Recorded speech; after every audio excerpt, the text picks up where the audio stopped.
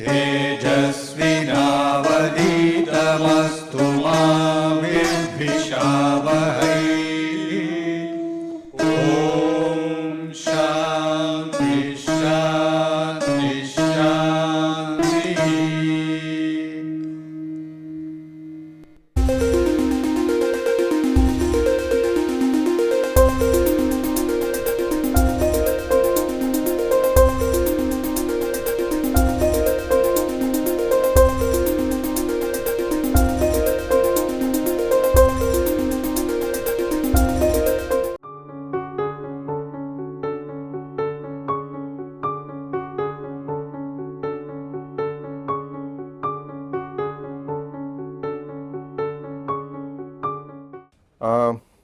We had got to a stage where we defined a few critical exponents, and I mentioned that in mean field theory these exponents have well determined values, such as the magnetization exponent beta was equal to a half, the susceptibility exponent gamma was equal to 1,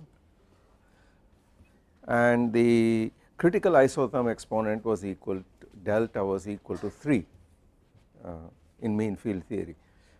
Of course, once you go beyond mean field theory these exponents change, but it is a very non-trivial problem to go one step beyond mean field theory, and we will not quite do that in this course. But I would like to point out to you how Landau arrived originally at these exponents in a general framework, and his idea was semi rigorous. It is as follows. His motive was slightly different. His motive was to understand what sort of structural phase transitions you could have in a crystal. So you solidify a liquid, it goes into some crystalline phase. As you lower the temperature, you control the temperature and the pressure, for instance, it turns out that a given crystalline structure undergoes a phase transition to some other structure, and so on, and there is a huge variety of these structures. So his idea was to find out, based on symmetry considerations, what possible phase transitions could occur for a given crystal structure as you change the pressure and the temperature. This required considerations of group theory and crystallography, which we have not done in this course, so I will skip that, but I will point out what the elementary theory that he gave was to start with for the magnetic phase transition, and the idea was very simple. His point was that if you took the temperature versus the magnetization diagram and I plot the spontaneous magnetization, for instance, then in the para to ferro transition you have a para phase with 0 spontaneous magnetization, and at the Curie temperature or critical temperature you have a phase transition into two branches, one of two branches. This corresponds to ferro up, down, for instance, and this is ferro up, and this is also a ferromagnetic phase, and this was a paramagnetic phase, and this was the phase diagram in the MT plane, and you have similar diagrams, you have corresponding diagrams in the M versus H graph or the H versus T graph. Now how do you acquire this? How does this happen? How does this kind of phase transition happen? His point was that for every phase transition you identify a quantity called an order parameter, because in the high temperature phase you have disorder, the magnetic moments are all aligned at random. On the other hand, in the ferro up or down phase they are all aligned up or down on the average, and therefore you define a quantity called the order parameter.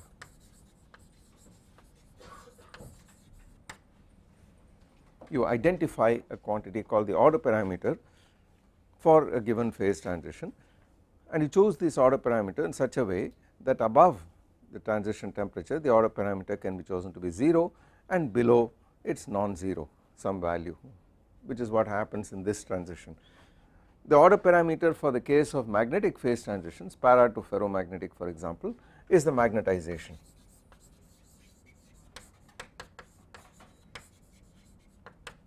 We have seen another example of this order parameter, and that is the liquid gas phase transition. What would you think is the order parameter for liquid and gas in the liquid gas transition? The analog of the magnetization. We know the analog of the magnetization is a volume. So in this case the order parameter would be the difference in volumes between specific volumes or densities, for instance, between the liquid and gas phase. Above the critical temperature there is no difference, so this is 0, but below the critical temperature the density difference between a liquid and a gas is non-zero. So you could say density difference rho liquid minus rho gas. Magnetization is an extensive quantity. I can define magnetization per unit atom or per unit volume, and then it is an intensive quantity. What would you say is the order parameter? So an important thing in phase transitions is to identify the order parameter. What would you say is the order parameter for substance undergoing a phase transition from the liquid to the solid to a crystalline phase? You can't say volume difference, that is negligible, completely negligible, and sometimes it goes the other way also, but a crystalline solid has long range order.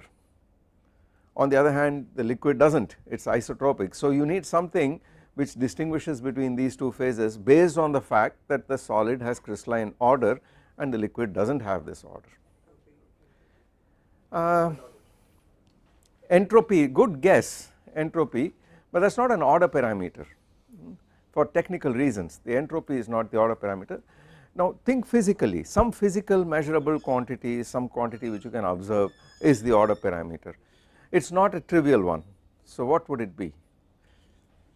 In a very crude way let me say the following: while it is true that the density of the solid and the density of the liquid are almost the same, so liquids are incompressible, one of them is an ordered arrangement and the other is a disordered arrangement. So whatever order parameter you choose must take into account this fact that the atoms are sitting in a regular array in the crystalline phase and are disordered in the non-crystalline phase, in the liquid phase. So what happens is the following: if you had, for example, just for a schematic thing, in the crystalline phase you had things arranged in some regular array of this kind, in the liquid phase this at approximately the same density, these fellows would be arranged in a disordered way compared to this. Now how do you detect this? You would look at nearest neighbors, so you define an order parameter based on what is the probability that if I have an atom here, I have an atom at a fixed distance away from me, and of course I have to do this in different directions, and then this probability, if I may write it in a crude way, in the case of a solid this thing which is called the pair correlation function would actually go up and down, because there is an atom here, there is nothing in between, and then it goes here and so on, so there is a peak at that point and then there is a trough in between and a peak again and so on. So roughly speaking you would have a kind of periodic pattern. On the other hand for a liquid you would just have something more or less uniform. In a liquid also I would expect this to happen. I would expect that it would start go up and wiggle a couple of times and then do this, because there is short range order. So there is certainly a probability that within one lattice distance away you have another one, and after that it becomes uniform. In a gas on the other hand it is none of these things. First of all it is a much larger distance, the mean distance, and then the probability becomes essentially uniform completely. So some subtle order parameter of this kind has to be found for the case of liquid, and the order parameter for a crystalline phase transition would be to take the density rho, which is a function of the position, because it changes at an atomic level, it changes, the density changes, and then the fact that it is periodic in a certain sense would be reflected. How do you find periods? What do you do to a function to find if it is periodic or not? Shift and see if it is the same thing. I would do that, but what is the mathematical test to see if a function has one or more periods? What would I do to a function? I suspect some hidden periodicity in a function. What would I do? Fourier transform. I do a Fourier transform. I do a Fourier transform and then find out which amplitudes are very high, and that would give me all the frequencies, the spatial frequencies. So in fact what you should do is to take this quantity, do e to the power I k dot r, integrate over r here, and this is equal to rho tilde of k, the Fourier transform of the density. This quantity would have, in certain directions in k it would have peaks, in other directions it would have troughs and so on. So the properties of this, the set of Fourier amplitudes rho tilde of k corresponding to a crystalline phase, that would uniquely determine what kind of crystalline order it is. So that is the order parameter, thing like this.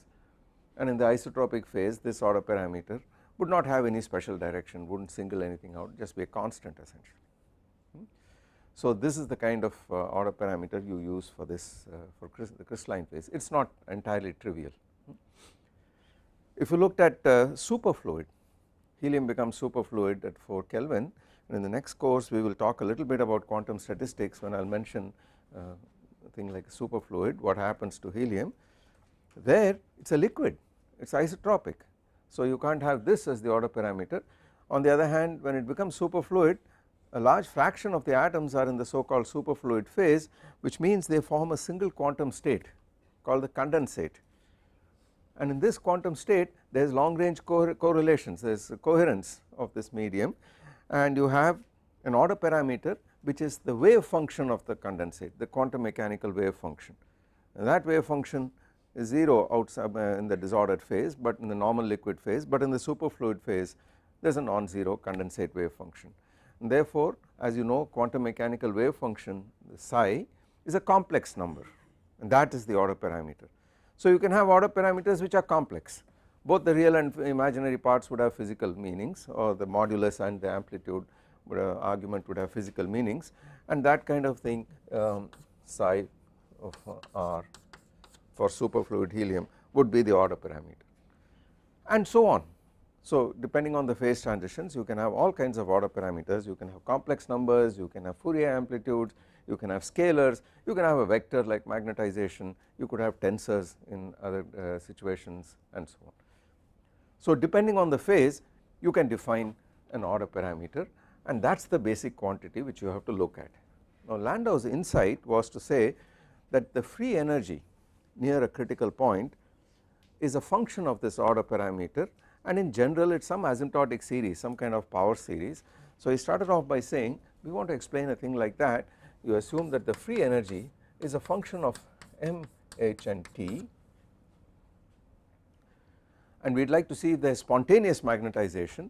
So his idea was, let us look at f of m naught, this is 0 of course, and t, you switch off the field and ask what does this free energy look like, and his point was that this is in the vicinity of the critical point, this is approximately equal to some f naught, let me just call it f naught, plus a power series in this m naught. What kind of power series can you have? Well, of course, if I write a generic power series, it is of the form alpha a1 times, let me write this, some c1 times m naught plus c2 times m naught squared plus c3 times m naught cubed plus dot dot dot, in general, where these coefficients are functions of t, okay, because I am focusing now on the dependence on m naught, and I make the assumption that there is a power series of this kind and all the coefficients would be functions of the temperature. Then you can rule out various terms here by symmetry arguments. First of all, in the absence of the field I do not expect the sign of m naught to be important, I expect whatever m naught you have, if you have an up you also by symmetry would have a down, so that this quantity cannot have a linear term of this kind or a cubic term of that kind. And in standard notation you write this as a form some a1 times m squared plus a times m squared say plus b times m4 plus etc m typically, and then this a of course a function of temperature plus b of t m4 plus of this kind. Of course you put an external field and you have a non-zero field, then there would be a term proportional to m naught multiplied by the field itself, it will be linear in the field. Then of course this symmetry is gone, the field can distinguish between up and down, and therefore you would have a term which goes like h times m naught, linear in h, linear in m naught, but we are interested at the moment in the spontaneous magnetization. So the h times m term is missing here, just m naught squared plus m naught 4 and so on. Now what does a graph like this, what does a function like this look like if you plot it? Well, let me plot the function of m naught, let me plot f minus f naught, this fellow is just a constant, so let us remove it and plot this. Then there are three possibilities. One, if A is positive, B is positive, the other if A is 0 and B is positive, and C if A is negative and B is positive, and of course you can have a similar set of graphs for B negative as well. Let us look at this term, and since we are looking at it near the critical point, m0 is pretty small, so we will for the moment avoid this term and take the coefficient of this term to remain positive just for definiteness. Then what does this free energy look like? The graph for A positive, A of temperature, A of T greater than 0 is a parabola to start with, but then it becomes a much steeper curve and it looks like this. Let me draw this properly, with a single minimum at the point m0 equal to 0. On the other hand, the graph for m0 f minus f0 for A of t less than 0 looks like an inverted parabola near the origin, but then of course eventually the B m4 term takes over and you have something like this.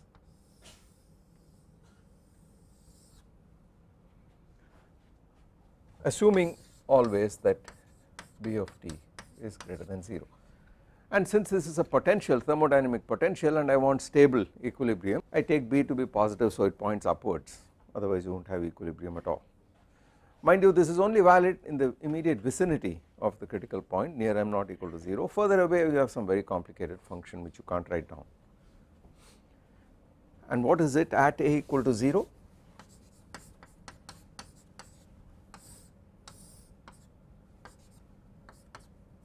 This is m0, this is A of t identically 0, and this is f minus f0, and what you have is a very flat curve.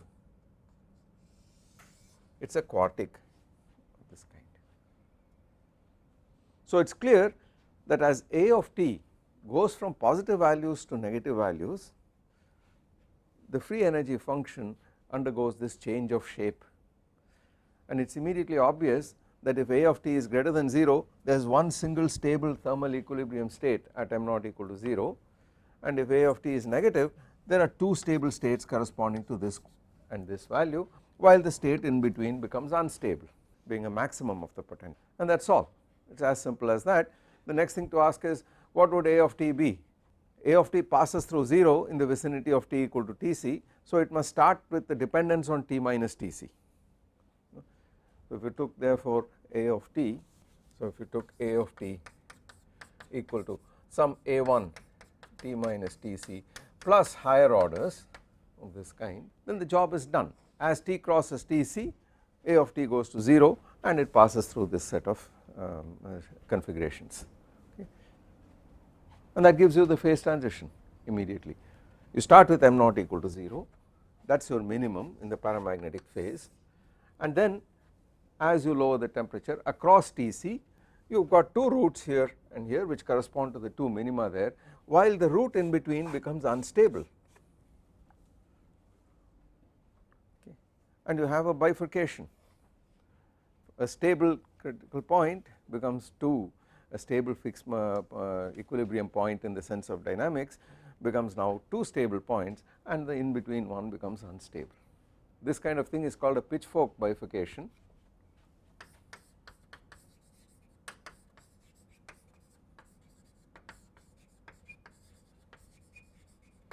And this is the bifurcation diagram. All that remains is to find out what is the dependence, what kind of singularity do you have here, how does this root depend on t minus Tc. The answer is simple, because you know that in equilibrium delta f over delta m0 equal to 0, that is the extremum of the potential, and if I do that, the roots I get are, so let's make life simple by put a 2 here and put a 4 here, so that when I differentiate those 4s and 2s go away, then this implies in the first case that m0a plus m0 cubed b m0 cubed equal to 0, so that is the thing, and then a b greater than 0 implies the only root is m0 equal to 0. if A is less than 0 and B is greater than 0, you have two roots at m naught equal to plus or minus square root of over B minus A over B, modulus A over B.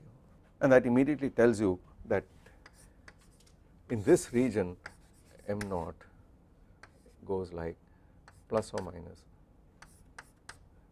Tc minus T, it is Tc minus T.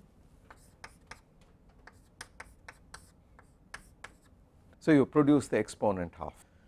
Now the reason it happened, it is generic. The reason it happened is because in a generic power series our first argument was that by symmetry in the absence of a field the odd terms are absent. This guy is a constant, I remove it. So generically, typically, unless there are strange accidents, there would be this, it would start with the square term, go on to the fourth order term, and that immediately produces for you the square root. Of course you could have one specific problem where it starts with the sixth order term and the next term is the 10th order term, so it's accidents could happen, but generically this is what would happen. And this was his idea for explaining how a second order phase transition occurs, a continuous phase transition. The important thing is the word continuous. As you come along here, it continuously takes off from 0, the order parameter takes off continuously from 0. Below the critical point there is a discontinuous jump, but at the critical point it is a second order or continuous phase transition, and this is the mechanism. There are other mechanisms, but this is the typical most characteristic mechanism of all. Okay. Now this could happen in many ways. I mean we've got a very simple situation here, but it could happen in very complex ways, very different ways. For instance, if you had more than one variable or you had a complex number, then things could happen in a slightly different way. You would have for example the same thing you did with a complex number like in superfluid helium. Look at what would happen. You would have something which goes like in the modulus, you would have to write this in the modulus because the free energy is real, and then you would have a thing which says that mod psi squared plus B mod psi 4, and this is f proportional to this guy here. And of course if you now solve, you would find that modulus psi has non-trivial roots. Now psi itself is a complex number, so what would the shape change in shape of the potential do? It would look like, in that case I must plot psi 1 and psi 2, the real and imaginary parts, perpendicular to the board here, and plot f as a function of psi 1 and psi 2, and then this guy here would be really like a ball. Imagine the other axis coming out here, so I would put, let us say, real psi 1, real psi and imaginary psi, and it would look like this, and it would become an extremely flat ball.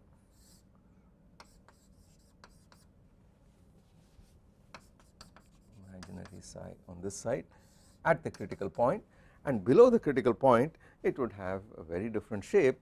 It would be imaginary psi, real psi, and this would really look like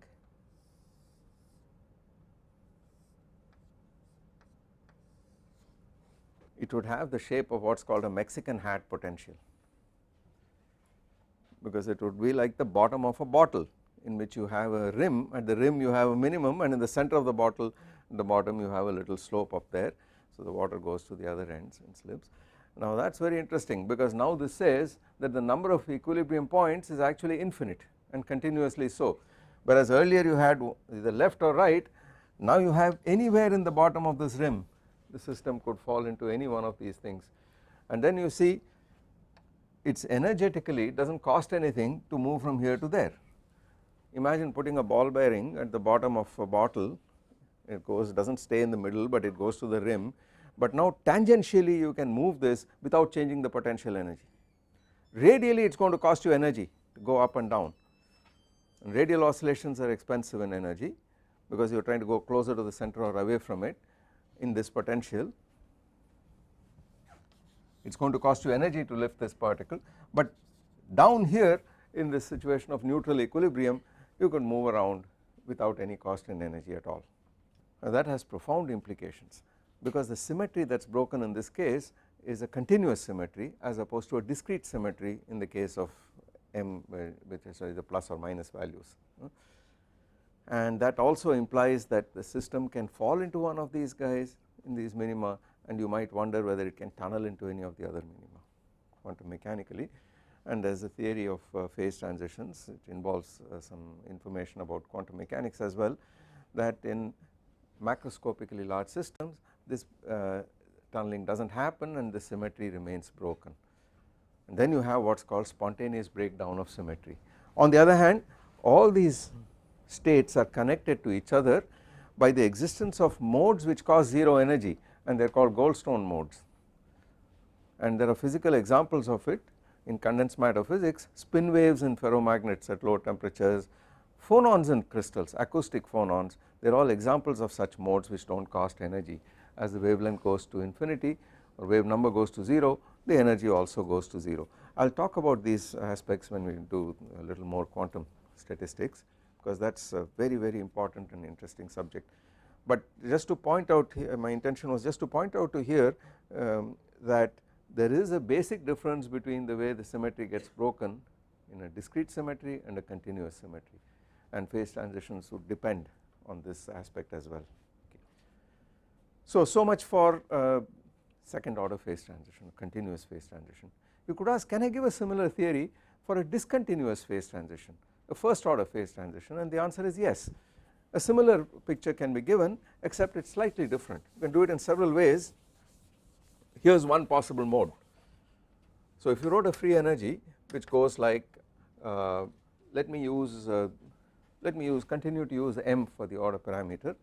If it goes like some constant plus let us say a m squared plus b m4 plus c m6, retaining once again symmetry, then you can produce a discontinuous transition by a mechanism I am going to show you. But you could also produce this by putting a cubic term in it, breaking the symmetry, etc. Without breaking the symmetry, with a thing like this you could produce such a shape by now looking at what happens to the minimum.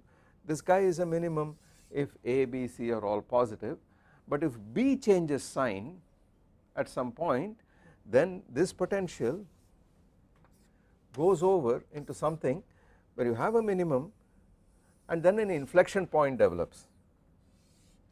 This is at B equal to 0, this is B positive,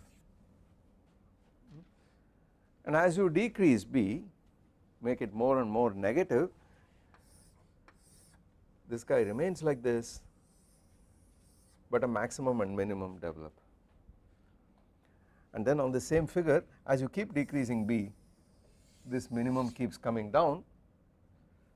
There comes one stage at a certain temperature when the minimum is equal, here the two minima are equal, and the next stage it does this, and now what has happened is this minimum has become metastable, and it is possible, and there is a local minimum, and that becomes the global minimum, and the system moves there, but it is done so discontinuously.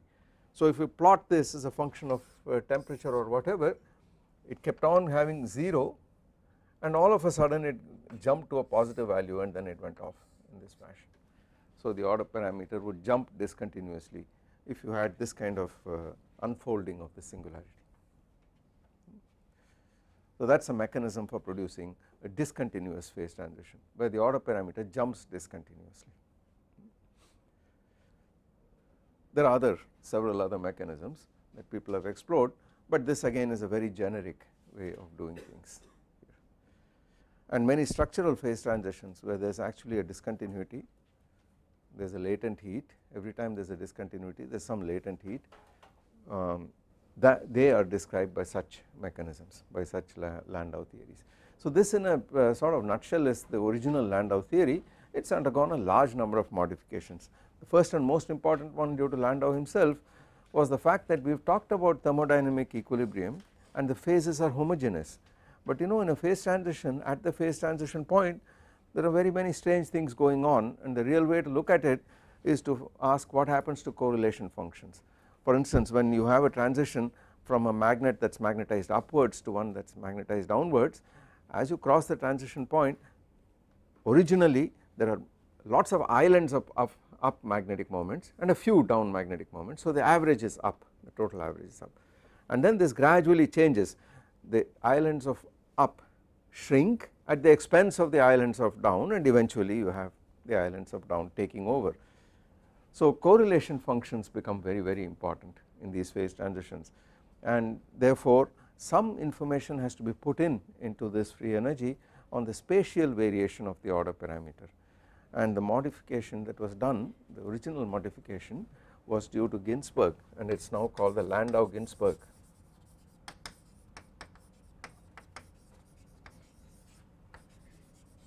model. And the idea was to put a term here which says that it is going to cost energy in order to have a change in the magnetization from point to point.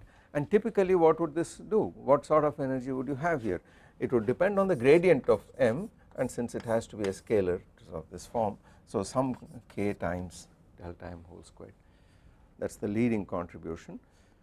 And now you can talk about what happens to correlation functions, etc. So this is again something I will not get into here, except to point out that such modifications are completely empirical to start with, but they are very generic, very typical, and this is what is done in real systems when they study phase transitions. As I mentioned earlier, this is the very starting point of the theory of phase transitions. Great deal has been done. We understand equilibrium transitions, but I will not go into that in this course, further into in this course, except to give you this overall picture. What I would like to do next is backtrack a little bit, since I left that out, and spend just a few minutes on thermodynamic identities and thermodynamic relations and so on. So we go back a little bit. Yeah. Solid liquid order parameter. Yeah. Where is it 0? There is no end to the solid liquid line. So where is it 0? What happened? Okay, it is not 0. No, I am not saying that it is 0 at all. There is no end. He says the solid liquid coexistence line does not end at a critical point, and the reason is, if it did, you could go continuously from a completely symmetric phase, isotropic phase, the liquid phase, to one where you have a discrete symmetry, the crystalline phase, and this is not possible. So it does not end anywhere.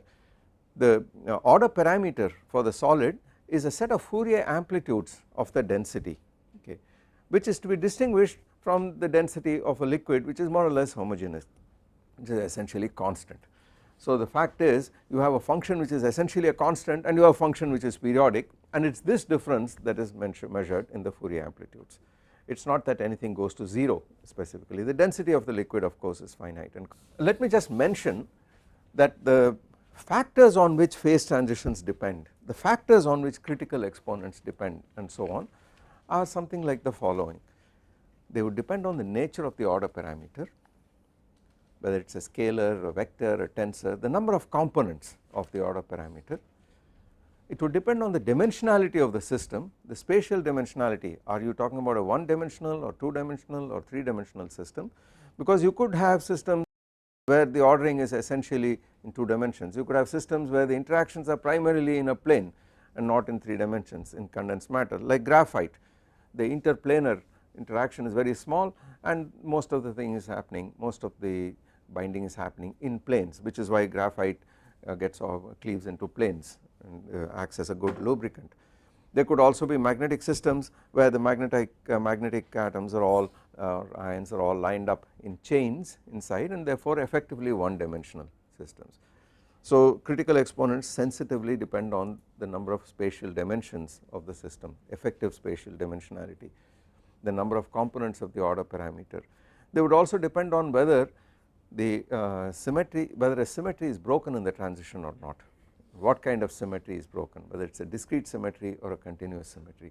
So now we have a pretty good understanding of all these factors, the roles of all these factors. There are systems where you have no phase transition at all in a model below a certain dimensionality, and that is called the lower critical dimensionality. And there are phase transitions, but they are explainable by mean field theory above a certain dimensionality, and that is called the upper critical dimensionality.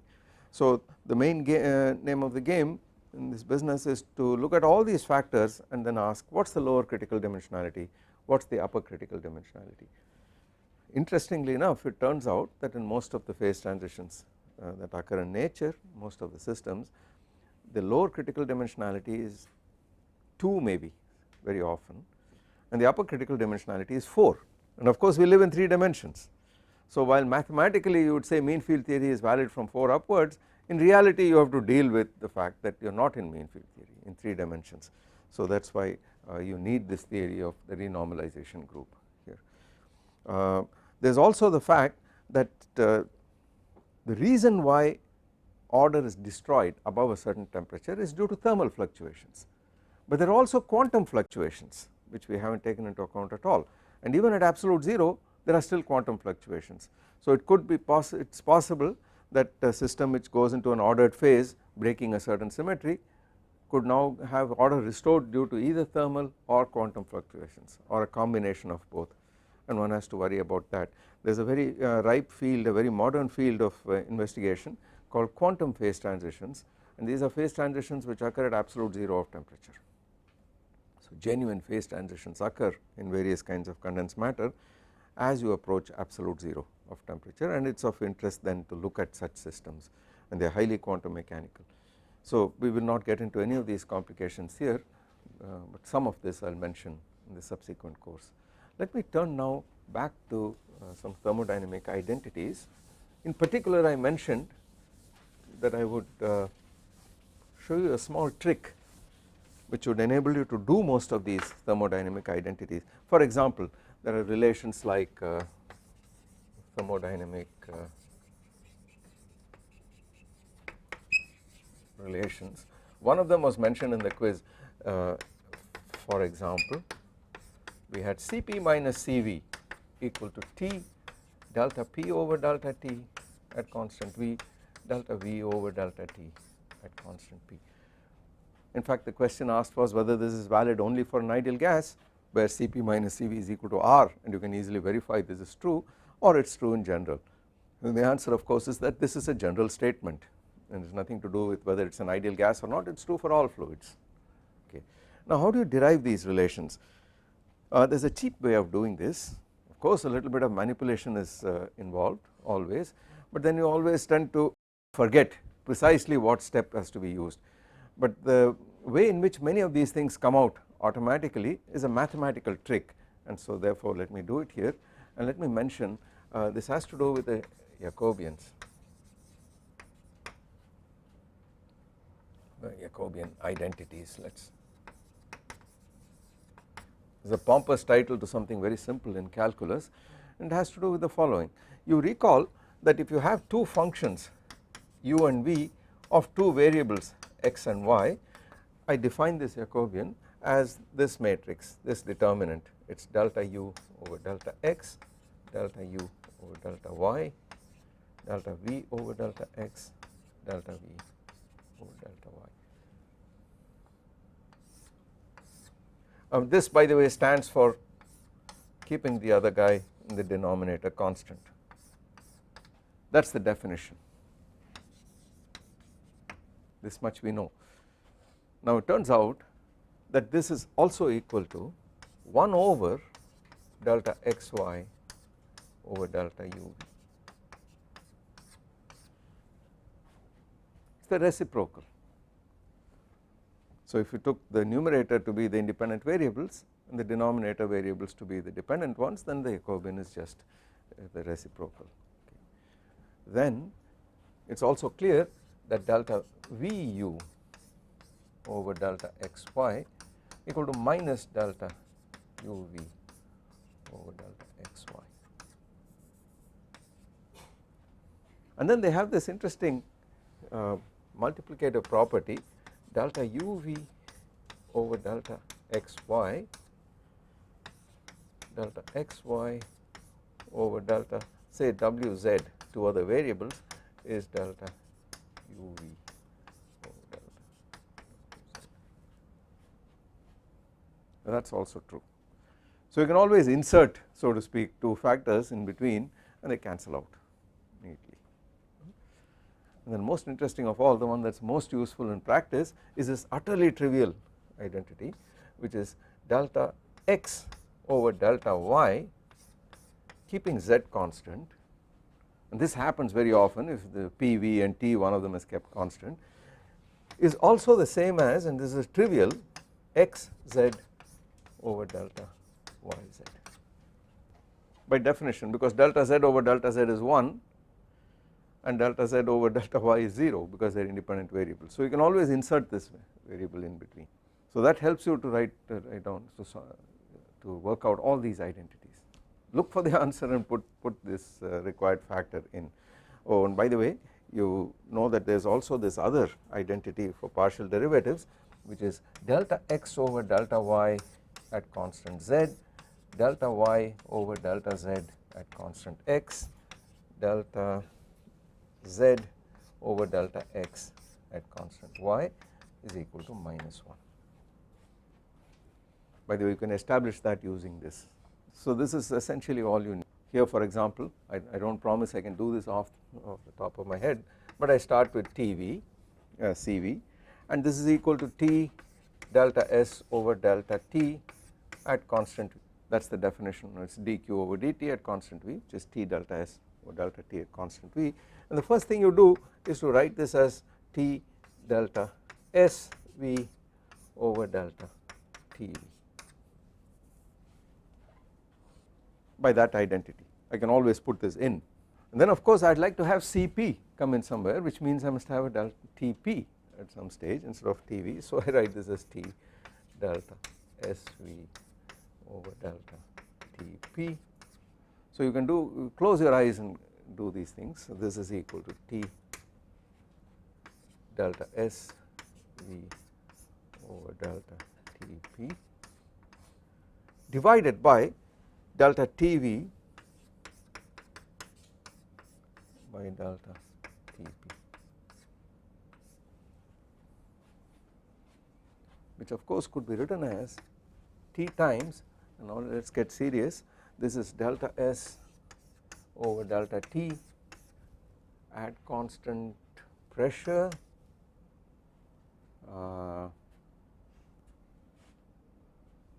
delta V by delta P at constant temperature minus the cross terms delta S by delta P at constant temperature delta V over delta T at constant pressure. That is the numerator, and I divide this, well I can get rid of this T here, so it is just delta V over delta P at constant temperature.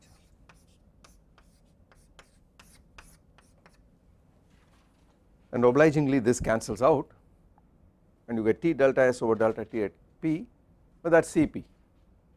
So I have already got the left hand side equal to Cp minus these three guys, but now I start using Maxwell relations, and what is delta S over delta P at constant temperature?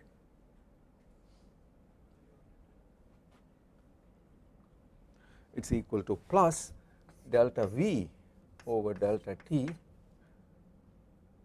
at constant pressure, delta V over delta T at constant pressure divided by delta V over delta P at constant temperature. This is a Maxwell relation, minus this guy is equal to that.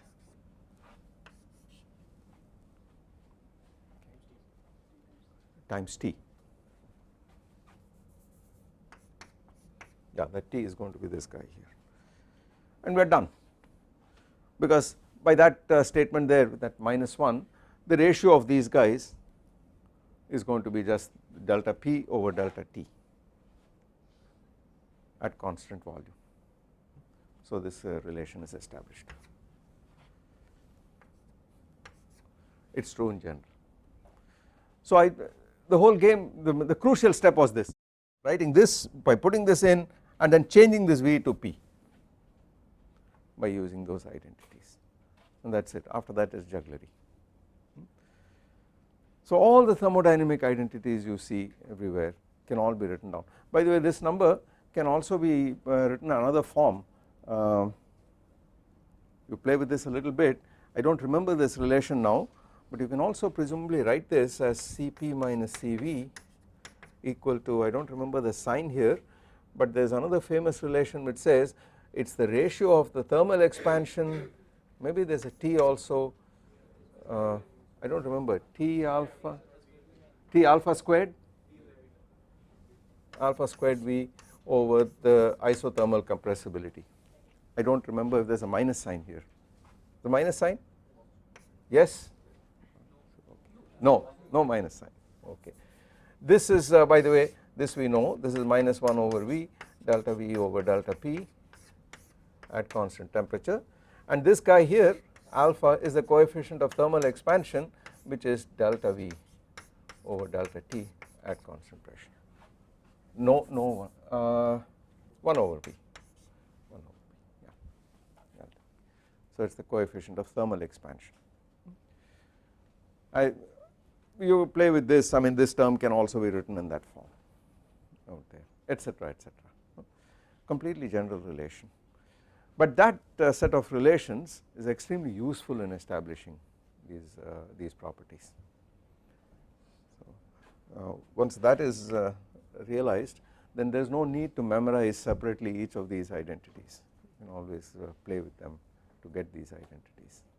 So the Jacobian identities along with Euler's theorem for homogeneous functions, these two play a very big role in all these manipulations. Most of these identities depend, most of these relations depend on using these statements in one form or the other.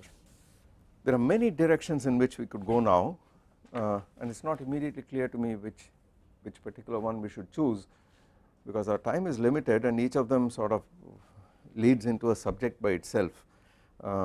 Is there anything I left out which you think I should talk about, anything at all, any fundamental thing I left out in what we have done so far which you think should be explained, or something I said I will talk about it later and did not get back to, such as the origin. I will talk about groups when we do symmetries, yes I certainly will, that is a separate subject, we are going to do that. So I will talk about the rotation group and similar Lie groups of various kinds when I do this, but anything in phase transitions, anything at all? Pardon me? Central limit theorem from random walk. I said I derived the central limit theorem from a random walk. Yes, this is true. Let me see whether there is a simple way of doing this. I was trying to think, is there a simple way of doing this? Alright, I am not sure if I could succeed in doing this right down to the last factor, but let us do it, yeah, let us do this. So let me call it the continuum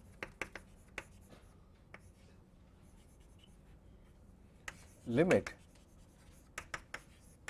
of a random walk. Good point. So, okay. My statement was the following.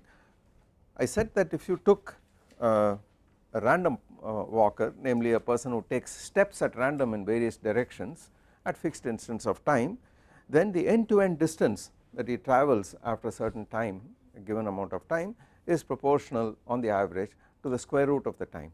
So let me quickly do this and show you how this comes about, and then we try to find out what the actual probability distribution of the end to end distance is. So that is our target, and the idea is you start at some point, arbitrary origin in 3-dimensional space for example, and then you take a step in this direction and the length of this step is L, it is fixed, that is the simplest assumption to start with, and then I take a second step in a random direction altogether, a third step and a fourth step and so on in this fashion.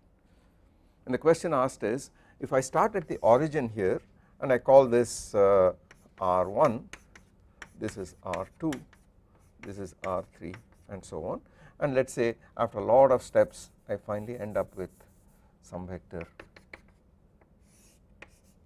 R sub n, and I want to know what is the distribution of this vector Rn. Yeah, all directions equally probable in space. If it is on a plane, then everything on a plane equally probable. In one dimension it becomes trivial because then I can only go back and forth, then it becomes very trivial. and that is fine. Then I do not need vectors or anything, I simply say I take a step to the right or a step to the left and everything is in terms of scalars. But now I want to do this in an arbitrary number of dimensions, and you will see that this argument is independent of how many dimensions I am in. So whether it is 2 or 3 or 4 or even 1, it does not matter, you are going to get the same answer essentially. So I would like to know what is the probability distribution of this vector Rn, which is R1 plus up to Rn. Okay.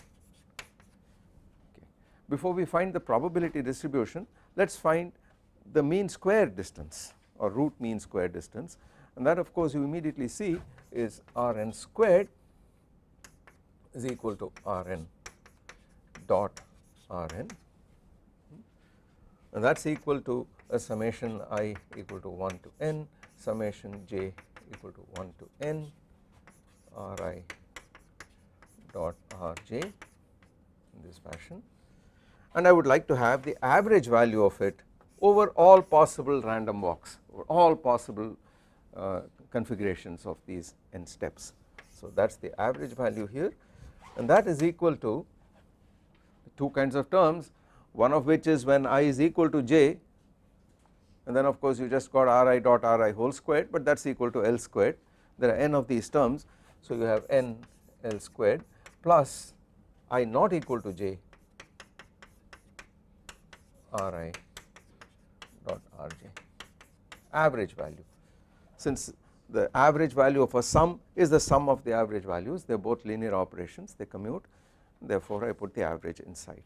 But Ri dot Rj is L squared cosine of the angle between the two, and as you can see very trivially the cosine of the angle, if here is Ri and here is Rj, the cosine of the angle between the two is this, but there is an opposite configuration where Ri could look in this point in this direction, equally probable, and then the cosine of the angle is this, which is minus the original cosine, and therefore on the average this is 0,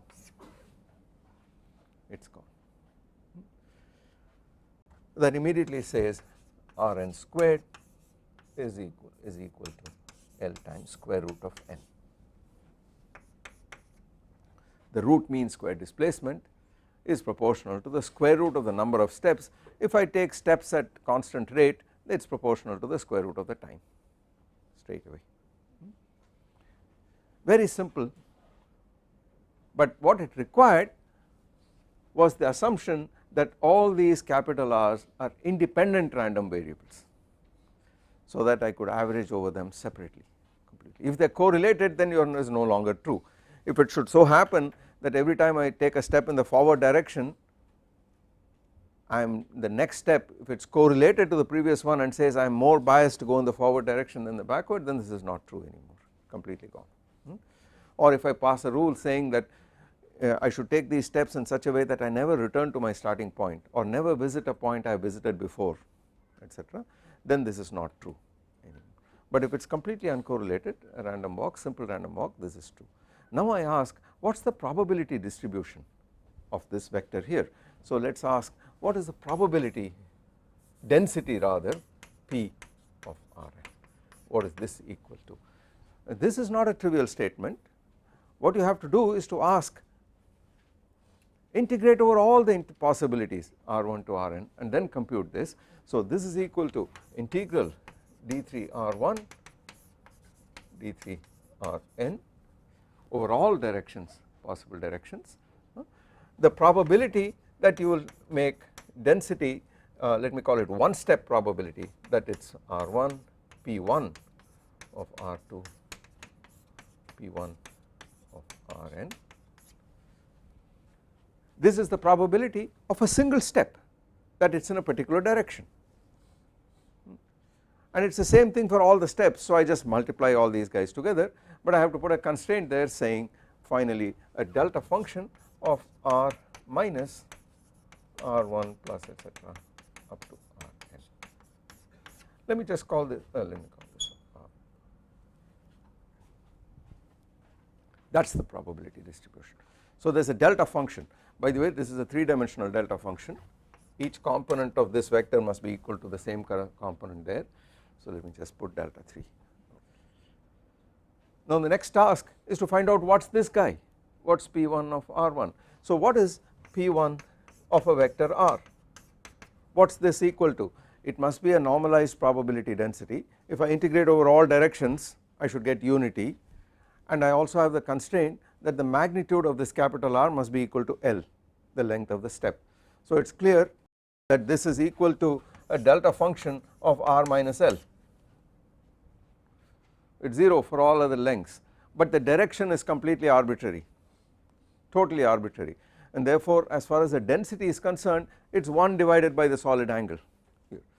And I want to integrate over this, so I want to make sure that integral d3r P1 of R equal to 1. If I do this in polar coordinates and this fellow depends only on magnitude R here, then you are going to get a statement which says that integral R squared delta of R minus L from 0 to infinity, and then you integrate over angles, you get a 4 pi. Now this guy must be equal to 1, right. So it immediately tells you that the normalization constant for this guy is just this integral here, which is 4 pi L squared, and it has the right dimensions because it is a probability density in 3-dimensional space. So therefore it must have dimensions 1 over length cubed. 1 over L squared is 1 over length squared, and the delta function provides one more length in the denominator.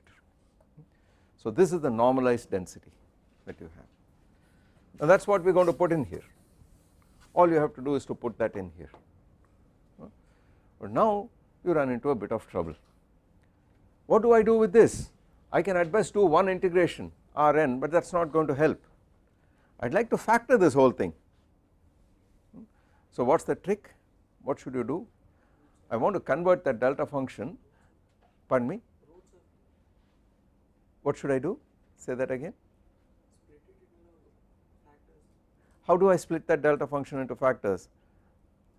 It is a product of 3 delta functions for the 3 Cartesian components for instance, but that is not going to help very much. So what do? I mean I have n variables, and n is an arbitrary number, I am going to take it to infinity actually, and I have a sum like this, but I want to convert it into a product. And then what will it do? It will finally give me an n minus 1 fold integral, and I have a huge number of them. Characteristic function, okay, that is on the right track. Yes, I could find the Fourier transform of this guy, but an easier way is to, is an equivalent way, is to write that delta function in a Fourier representation.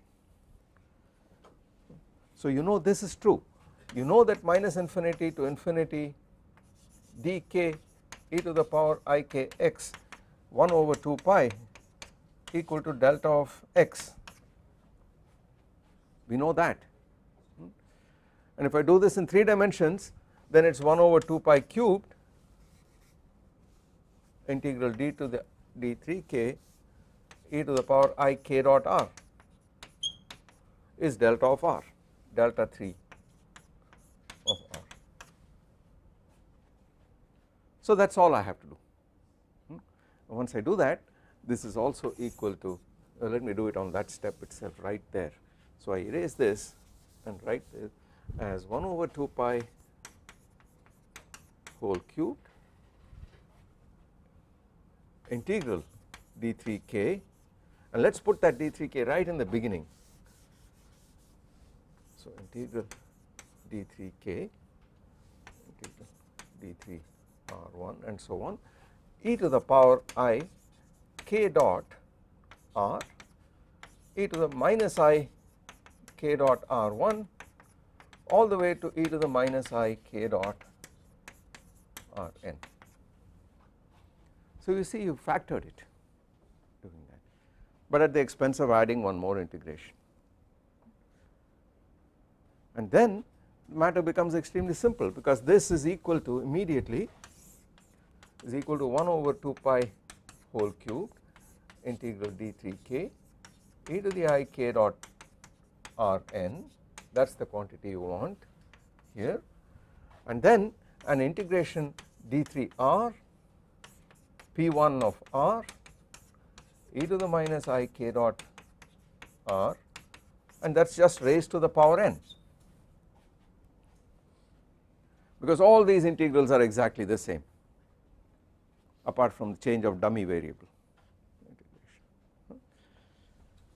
and I just have to find the nth power of this integral and then do the Fourier transform of that, and that gives me p of r. So this is in fact the characteristic function, whatever is inside. But what is this? I put this in out here, and then what do I get? So let me do that, and then perhaps we should stop because we are out of time. Integral d3r delta of r minus L over 4 pi L squared, and then you have e to the power minus I k dot r, and I have to raise this to the power n. Now it is clear that the answer depends on the vector k out here, but it cannot depend on the direction of k because I can actually rotate. This is a scalar, this is a scalar, this is a scalar, so the whole thing is invariant under rotations, and therefore I can choose any direction I like for the polar axis. I choose the direction of k, and the moment I do that, this integral becomes e to the minus I k r cos theta, no phi dependence. This d3r gives me a 2 pi from the phi integral 0 to infinity r squared dr, and then integral minus 1 to 1 d cos theta, that is the polar integral. So that gives me a factor of 2 pi is going to cancel out there, but does not matter, we leave this. This is 2 pi, by the way this 1 over 2, that is this guy against this, and then r squared dr, there is a delta function here, there is an L squared obligingly here, so this integral is gone, this factor cancels neatly against that, it is gone, and you are left with just this fellow here, and you have to integrate this from minus 1 to plus 1, so this is equal to half and then e to the power minus I k r minus e to the power plus I k r over minus I k r. This is equal to minus 2i sine k r. I should have done this first. So the minus goes, the 2i goes, this fellow goes, this guy goes, and then this kr when I integrate with delta r minus L just gives me kl over L. So the whole thing reduces to just this integral is sine kl over kl to the power n. That is it. So it is the inverse Fourier transform of sine kl over L over kl to the power n. This is all you need to do. What kind of function is that sine kl over kl? It is a sinc function, right. So now you can see this is a fraction, this guy is a fraction, and as n goes to infinity this will go to 0 unless L also goes to 0. And how will L go to 0? How should it go to 0 in order to have a non-trivial thing? This sine kl is like kl, so sine kl over kl is 1 minus k squared L squared over 3 over 6, 3 factorial. So you could essentially retain just that here when L becomes very small, 1 minus k squared L squared over 6 to the power n, and I want this to have a finite limit. N is going to go to infinity, L is going to go to 0. Under what circumstances does it have a limit? We know that 1 minus x over n to the power n when n goes to infinity is e to the minus x, that is the only limit that is non-trivial. So it is immediately clear that you must have L go to 0, n go to infinity such that n L squared goes to a finite number.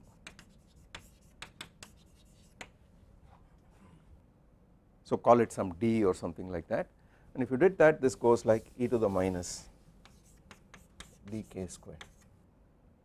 But then this is a Gaussian in k, and this fellow is the Fourier transform, and we know the Fourier transform of a Gaussian is a Gaussian. So this whole thing is going to go like e to the minus r squared over d, which is a Gaussian. Okay, so that is how a random walk goes into the solution of the diffusion equation. I did this in a hurry, but you can fill in all the steps and so on. Apart from some factors, we are almost there. So the crucial input is this. Now the interesting thing is you do not need this, actually it does not matter. All these steps could be different probability distributions, they could have different lengths, but the variance of each must be finite, and the mean and variance must be finite, and then it is still a Gaussian. So that is the robust part of the central limit theorem. So you could have steps, completely random directions, completely random lengths, and they are completely uncorrelated, provided the variance of each step is finite, random step is finite, you would still have a Gaussian at the end. You need not take the steps at fixed intervals of time, you could take them at random intervals at completely uncorrelated by a Poisson process, and you would still get a Gaussian complete. So it is a very, very strong and very robust result. But this is the simplest method. This was done first by this great mathematician Markov. Markov himself did this, it is called Markovian flights, for a long time it was called that. So he is the one who established right in the beginning, long ago. And then there is this absolute classic which you must look at, which is Chandrasekhar's article in Reviews of Modern Physics. I will give a detailed reference to it a little later on some other occasion. So that is how you go from a random walk to the solution of the diffusion equation.